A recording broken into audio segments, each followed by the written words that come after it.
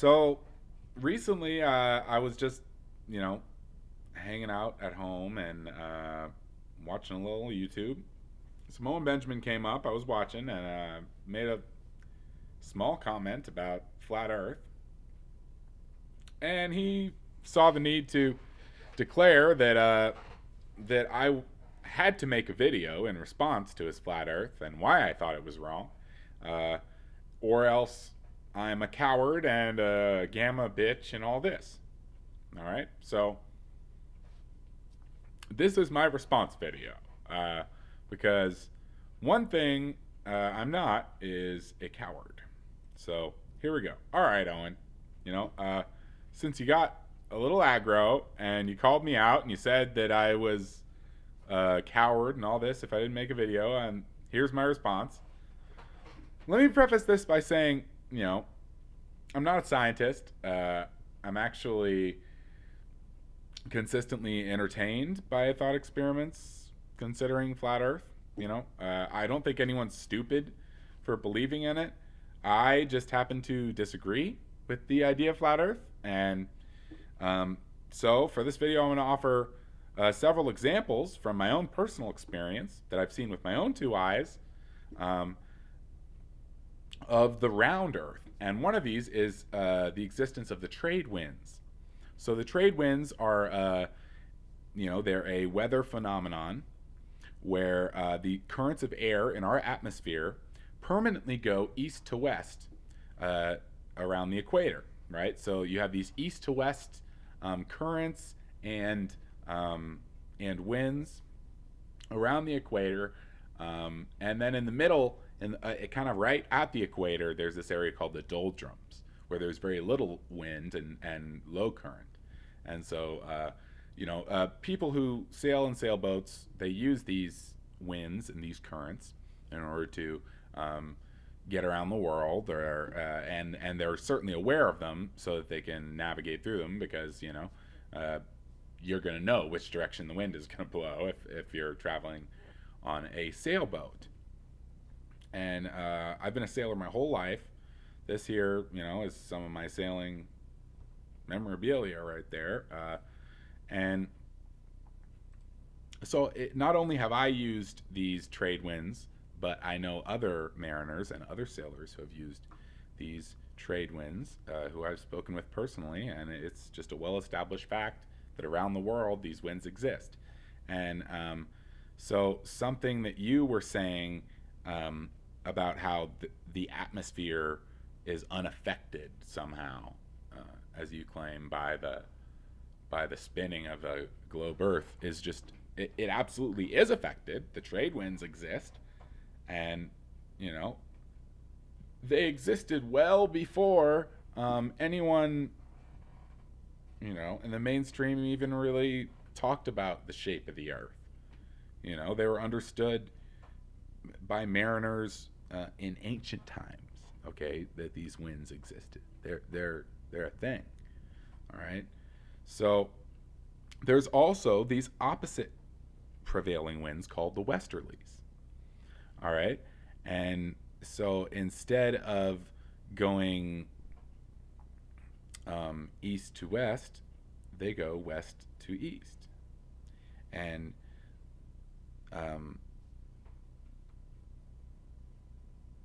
yeah, I think that's right. Yeah, instead of going east to west, they go west to east.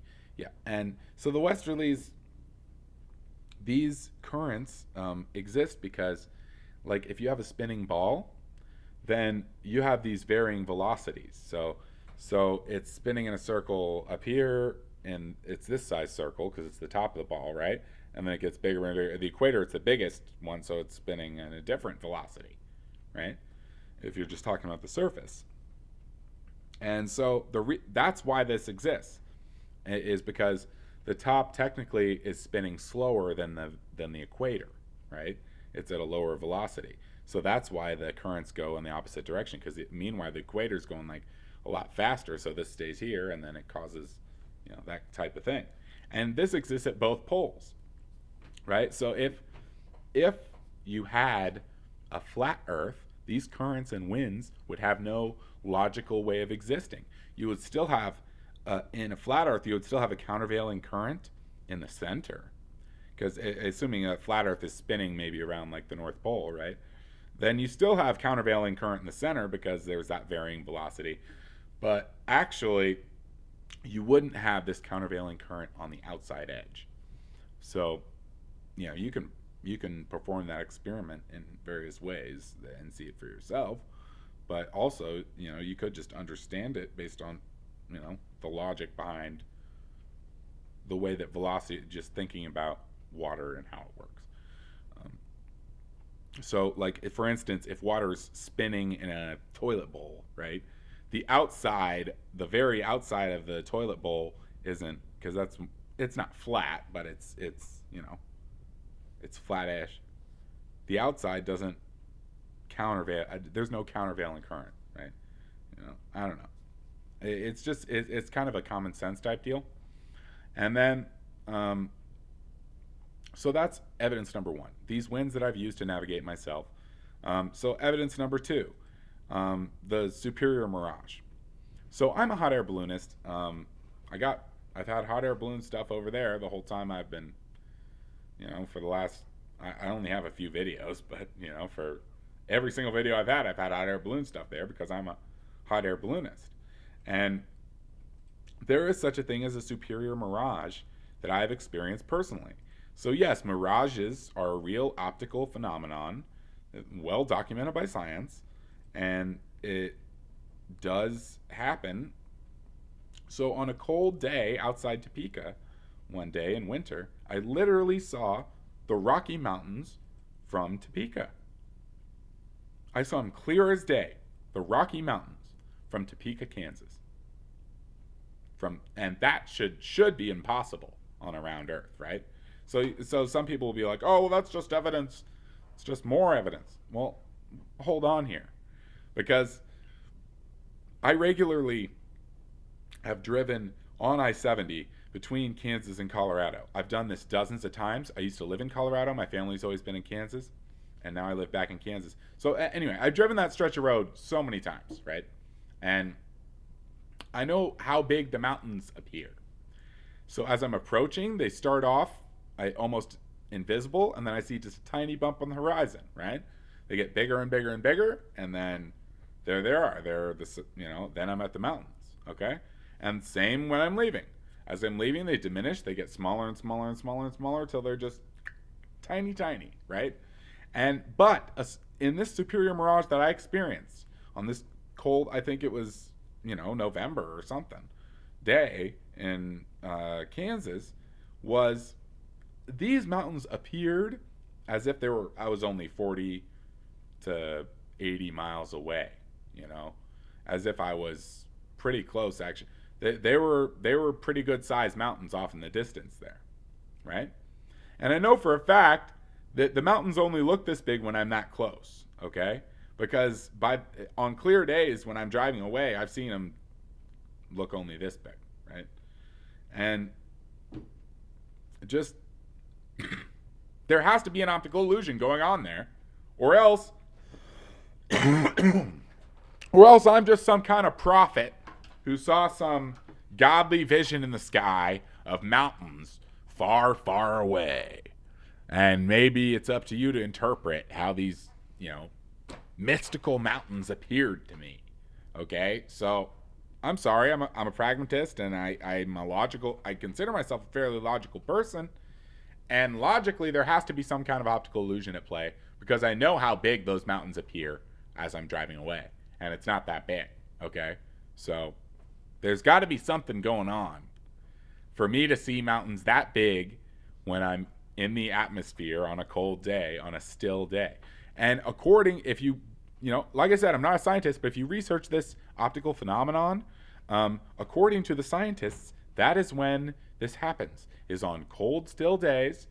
And they claim when there's a warm front that comes in over a cold front. So there's warmer air above colder air, which, I don't know. Their theory is it causes light to bounce in some freaking way. I don't know, man. Like I said, I'm not a physicist. I'm not a scientist.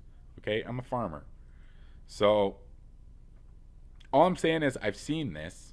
And that seems to be the best way to explain it. And if not, you explain it. You explain how I saw the mountains that big. If I mean, I'm not lying. I saw what I saw. So, you know, basically, other balloonists have told me that they've seen similar things, right? Because there's balloonists in Kansas, but there's not like it's not like a huge community, right? I know lots of other Kansas balloonists who have seen superior mirages, okay? And it's where you see something further away than it should be because the light's bouncing off in this weird optical way. And as for this guy who so the next piece of thing that I wanted to mention that is why I still don't believe you, or not you. It's not even your theory. It is why I don't still believe the flat Earth theory, Owen, which is my right to do. Is that there's this guy who you say claims he sent a laser beam further than it should have been able to be sent, right? He sent it all the way across this distance where it would have just gone out into space, and he shouldn't have been able to get it that far. Well, I'm all for testing that, Owen. I'll prove him wrong. Unfortunately, at the moment, my finances are a little tied up in my successful real estate business, in my small cattle operation, in my smoking hot fiance. But once I'm done paying for all those things, I'll spend several years and I'll become a laser scientist. Okay? And then I'll buy a laser system for thousands of dollars, and then I'll try and send one laser from some kind of station that would detect where the laser would hit on the other side over water, and where it wouldn't physically hit this little station that I'll build in exactly the right place if the Earth were round, and I'll orient the laser in exactly the right way because that's something I'll learn how to do in laser school. And then I'll get right on that, Owen. I'll prove you wrong. I guess I'm not allowed to doubt some guy's non-peer-reviewed experiment where he, as a laser scientist, sent a laser over a further distance than it should have been able to be sent. Okay, so I'm sure that it's just a conspiracy, and that the only reason we're not using lasers to send information across oceans, that we're instead using fiber optic cables that are buried underneath the ocean. I guess the only reason we're not using lasers is because there's some conspiracy. Or maybe we are using lasers. And all the communications companies are just in on the secret. The laser secret. All right, so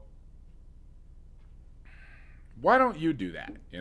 I could just as easily say the same thing to you. I could say, go prove it right. Go prove the laser experiment right, okay? Go become a laser scientist, all right? Look, I find entertaining ideas like flat Earth to be really entertaining. But I haven't heard any of these flat earthers address the trade winds. I haven't heard any of them address the westerly winds. I haven't heard any of them address, the fact that a superior mirage is real, or explain to me why a superior mirage cannot be real. And this isn't like, if it was all a theoretical idea, if it was just in a book and I read, superior mirage, and then someone told me, that's not real. Well, okay. Well, I have never seen a superior mirage. I've never been in conditions to see one. And also someone says it's not real, so maybe it's not real, right? I have no basis in that circumstance. But I've seen one, okay? So for you to tell me there's no such thing as a superior mirage is like, okay, no, but fuck you, though, because there is such a thing. And, I don't think it's wizardry. I don't think you're trying to fool anybody. I just think you've never seen a superior mirage. But I have, okay? So don't tell me it's not real. And my main thing is that most of my time and energy, it's spent on my property. It's spent on my business, spent on my family that I'm, getting ready to start right now. And I like your channel, a lot, and I don't want to set you off, man. You don't need me to like your channel, fuck me, but it's here's the thing. I ain't no fucking coward. And if I think that you're wrong about something, then I might say it in the comments. All right? I might say I think you're wrong. So if you want to ban me, then feel free. Just ban me, man. Just ban me. Feel free. Okay? Because whatever, man. I like you. I like your channel. I like your family. I'm probably going to keep subscribing regardless. And just saying, man. It's not like everyone who says I think you're wrong is some kind of like gamma cuck coward. All right? Most people wouldn't want to make a response video like this, and that doesn't make them cowards. It's just like people got shit to do. Not everyone is going to make a video to explain why they think you're wrong. Sometimes they just think you're wrong. And you know what? That's still how I feel. So, you get into it, man. And I think it's hilarious. You definitely get it. And for the record, man, I'm not a fucking coward. So there's that. There's your response, Owen Benjamin, who said I probably wouldn't make a video because I'm a fucking coward. All right? Anyway. Peace.